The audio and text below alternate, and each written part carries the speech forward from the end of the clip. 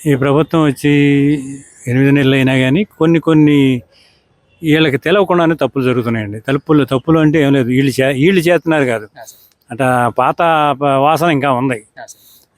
ఆఫీసర్లో వాళ్ళలో కూడా వాళ్ళ మనుషులు ఉన్నారు, వైసీపీ అనుకూలంగా ఉన్నారు. అనుకూలు ఉన్నారు.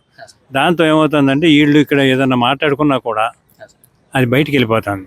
ఏది న్యాయంగా గవర్నమెంట్లో బయటికి రాకూడదు కదా, ముఖ్యమైన విషయాలు అట్లాంటివి బయటకు వస్తున్నాయి.